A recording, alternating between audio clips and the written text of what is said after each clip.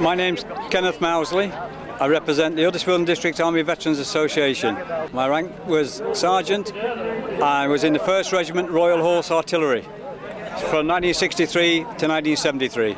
Today's something special, and it's something special for us because Huddersfield District Army Veterans are the only veterans, the only town or city in the whole of Great Britain that's got its own Veterans Association. We were formed in 1897, which makes us 120-year-old next year. And we're the only veterans in Great Britain that are uniformed apart from the Chelsea pensioners.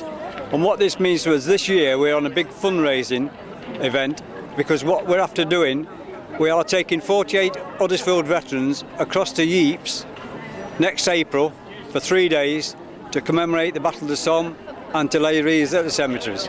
Eight of the Army veterans are going to Meltham CV School next Thursday because we're going to show them films, photographs, and also we're taking along the ration packs from the wartime. We've got farthings, halfpennies, pennies, explaining to them what costs what they were allowed a week, 1 egg, powdered eggs. They were allowed 3/4 pound of sweets, but that was for a month and not for a day. Let some of them, eat today. My great granddad and my great uncle both, as part of their platoon, went to fight in the Somme. He was a leader of one of these buddy battalions. His brother George joined up at the same time, and obviously the battalion was full of people from the local area. So he took his role as sergeant of that battalion quite seriously, and he did receive a number of injuries. One of which was he took shrapnel to the head, but he never wanted to stay in the hospitals. He always went back to the front line and made sure his men were all right, and because of constant acts of bravery that he received the Distinguished Conduct Medal. My great uncle George was killed during the Battle of the Somme, and that happened on the 22nd of July 1916 when a bomb explosion in the dugout that he was in unfortunately did kill him.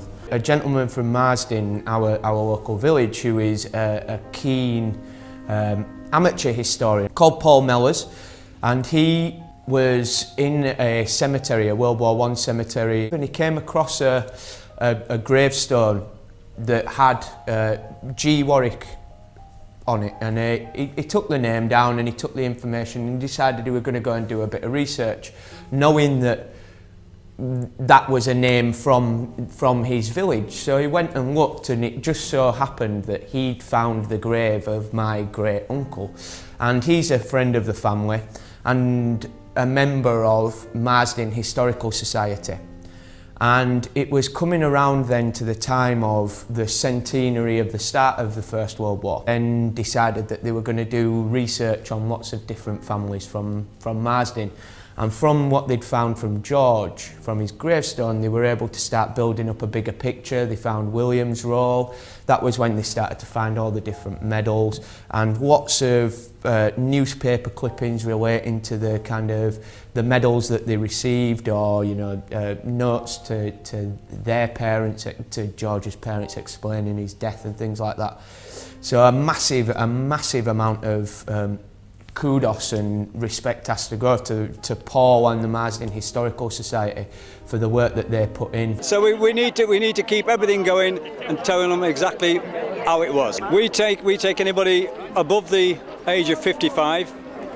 We have some in the 70s, 80s and 90s, but what we're looking for is some in the 50s. Well, I think it's really important that 100 years on from the start of the Battle of the Somme, that the people of Kirklees and Huddersfield come together, not only in sorrow but also in gratitude for the thousands of young men who died but are also badly injured in the Battle of the Somme. In our current times, I think it's really important that we look back and think about their sacrifices, and I'd just like to thank everyone who was here today, the Bishop of Huddersfield, Reverend Simon, the Mayor of Kirklees, for the Tolson Museum, for everyone who's organised this. But it was also very heartwarming as well to see so many young people from Moor End Academy and also from St Joseph's who are going to remember these events that happened 100 years ago. I think it's really important that everybody remembers in this Great War the sacrifice that was made.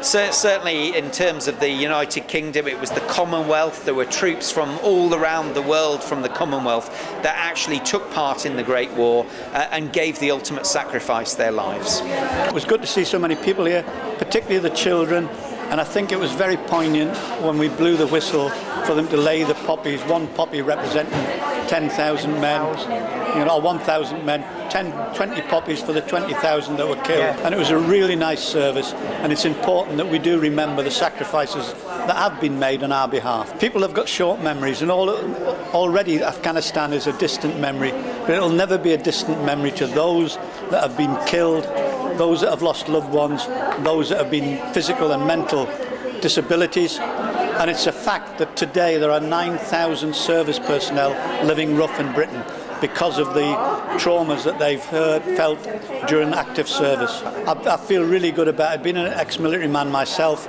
I'm really pleased to be involved with the 100-year anniversary of World War I, not to celebrate it, but to remember the sacrifices that have been made on our behalf.